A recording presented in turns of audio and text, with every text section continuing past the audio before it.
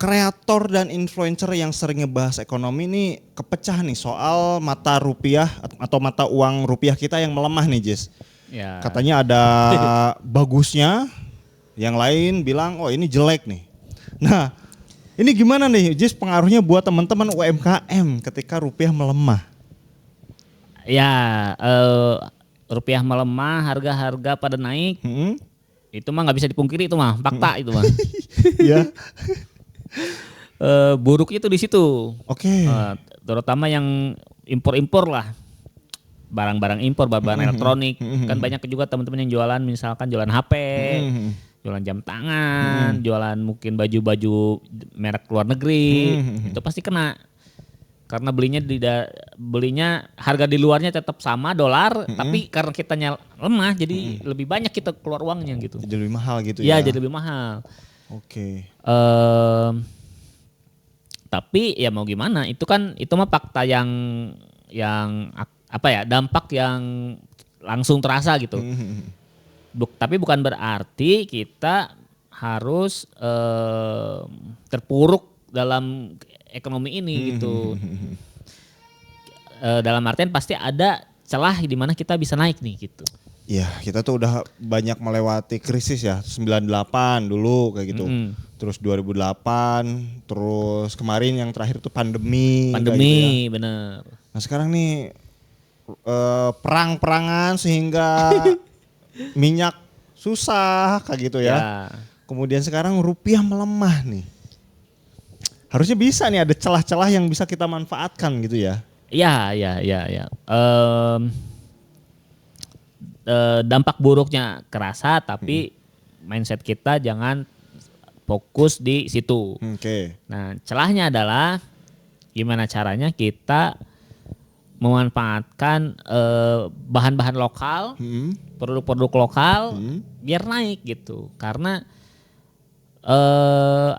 ya lokal mah nggak ikut naik gitu.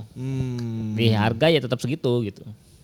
Berarti ngegenjot produk-produk lokal nih ya. Produk-produk lokal, bener. Nah, teman-teman itu langkah pertamanya adalah analisa dulu nih bisnis teman-teman tuh kena dampaknya di mananya nih. Apakah secara langsung kayak tadi misalkan saya kan jualannya jualan barang impor. Wah itu mah susah tuh. Harus ganti produk, masa harus ganti produk gitu kan? Iya. Kalau produk jadi kayak gitu ya udah plek-ketiplek itu mah impor ya susah ya. Ya susah mau gimana gitu. Apalagi itu bukan buatan kita sendiri, nggak bisa ditiru gitu ya. Misalnya barang elektronik jualan TV misalkan. Masa kita bikin TV susah gitu. Iya. Kalau barangnya kalau jualan kita produk impor, ya mau nggak mau kita naikin harga gitu. Paling kita bisa mainkan promo kayak gitu gitulah, terus diskon-diskonan gitu. Tapi apa ya? Kalau barang impor itu biasanya memang punya pembelinya. Oke. Pembelinya gitu. Ada fansnya lah ya. Ada fansnya. Contoh, misalkan tadi jualan jualan HP misalkan. Kita impor nih, misalkan HP Huawei. Impor dari Cina. Orang tuh beli Huawei karena udah ngefans sama Huawei-nya gitu. Iya sih, iya. Ya iPhone kayak gitu ya. iPhone gitu. Nah, sehingga kenaikan harga pun kadang tetap dikejar sama orang gitu. Oh ya, meskipun mungkin akan ada dampaknya ya. Orang-orang yang tadinya biasanya tiap tahun upgrade jadi nahan dulu mungkin kayak gitu ya. Ya. Wah sulit tapi bukan berarti nggak bisa bertahan kalau yang produknya langsung impor gitu. Nah untuk untuk kayak barang-barang yang ada alternatif lokalnya ini justru malah bagus. Misalkan kayak misalkan jualan TV deh, TV kan ada beberapa merek tuh, ada Samsung, ada TCL mungkin. Tapi ada juga yang merek dalam negeri kayak Polytron. Nah, itu tuh bisa jadi alternatif tuh buat konsumen ketika konsumen datang dia merasa karena dolar naik ini jadi mahal nih harganya. Iya. Kita jelasin gitu dah, kita kan. Kita jelasin gitu dong gitu ya. Nah kita kasih tahu juga nih ada alternatifnya loh gitu. Nah jadi yang penting konsumen itu deal aja gitu. Iya. Kalau misalkan ternyata kemahalan ke sini, kita bisa nih ada yang lebih murahnya nih tapi merek lokal gitu. Iya. Ya kalau bisnis kita memang bisa cari alternatif, ya cari alternatif dong kayak gitu aja ya. Iya. Jangan dipaksain nih kemungkinan karena kita itu main di alasan salah satu terbesar konsumen beli adalah masalah harga misalnya kayak gitu ya. Kalau kita paksain pakai produk impor ya harus naikin harga dong. Logikanya kan gitu ya. Iya. Biasanya. Karena rugi dong jual murah gitu. Kayak gitu. Akhirnya ya ini bisa nih pakai barang lokal. Ya pakailah barang lokal kayak gitu ya. Ya benar.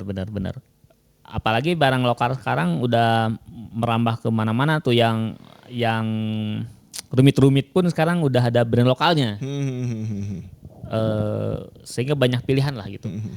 Nah selain itu misalkan saya nggak jualan produk impor lokal nih, bahkan produksi sendiri, tapi bahannya yang kena dampak nih. Yang paling pengaruh itu skincare biasanya nih. Oh iya skincare. Ya. Dari botolnya impor, terus bahan bakunya impor gitu. Kadang tuh ada bahan-bahan dari bunga-bunga yang di Indonesia tuh nggak ada bunganya kayak gitu ya. Ya susah itu. Nah sehingga teman-teman harus gulik gitu mah. Oh iya tuh bahan tuh salah satunya tempe tuh. Ya. Kedelai kan dari luar tuh. Kacang kedelai itu. Ya, padahal kacang kedelai bisa menanam sendiri sebenarnya kan. Iya nggak tahu tuh. Tapi kenapa beli? Gitu. Kayaknya nggak tumbuh di kita kedelai itu. Nah ini sih PR sih. Jadi di tengah kesulitan ini, teman-teman tuh bisa menjadi salah satu solusinya dan naik cepat gitu. Contoh tiba-tiba teman-teman misalkan membuka lahan kedelai gitu. Akhirnya kita bisa jualan ke orang-orang yang butuh kedelai yang dulunya impor jadi ke kita belinya gitu. Iya. Masalahnya kan bahan baku utama dari tempe dan tahu itu kan kedelai tuh. Ya. Dan tempe tahu itu kan udah kayak makanan pokok gitu loh. Ya, di warteg ada. Ya, selalu ada gitu. Itu kan agak susah sih ya kalau misalkan kitanya nggak impor tuh. Karena bahan bakunya banyaknya impor gitu. Ya. Kayaknya ada sih yang lokal ada. Nah justru sekarang lah saatnya nih teman-teman yang bisa produksi sendiri harusnya bisa naik sekarang nih gitu. Di momen sekarang gitu. Nah buat teman-teman yang mungkin bisnisnya terkendala bahan bisa mulai cari alternatif. Iya. Alternatifnya gimana Bang? Diracik lagi komposisinya. Misalkan wah pakai yang ini mahal nih. Bahannya pakai bahan lain deh gitu. Iya. Ya berarti kalau roti-rotian misalnya pakai gandum juga impor nih.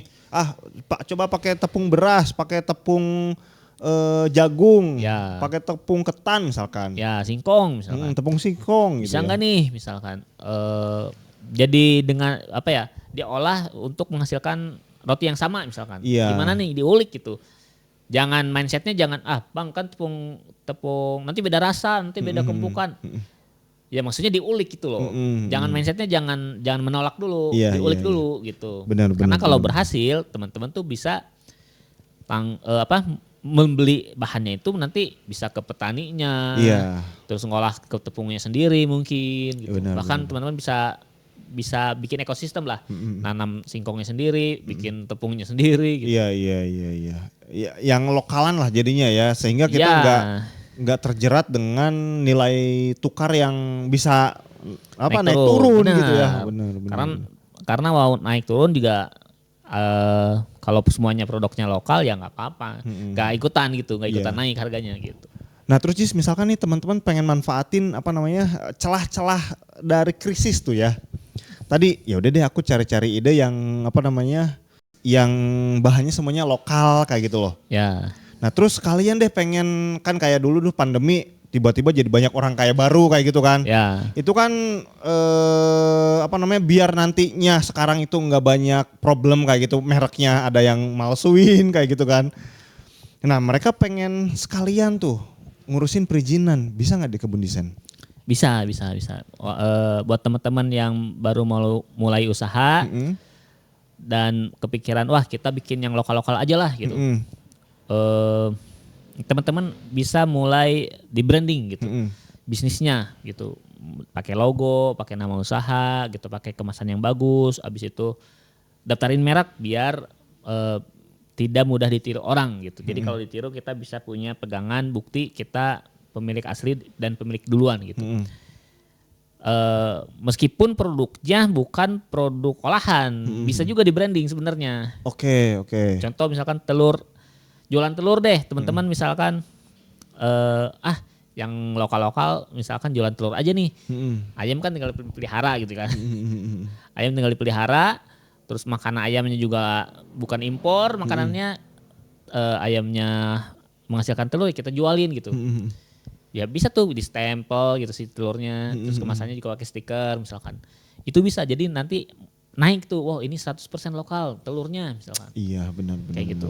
Nah buat teman-teman yang mau bikin dari mulai logonya, packagingnya, sampai daftar mereknya itu bisa langsung hubungi Kebun Desain ke nomor yang tertera di layar.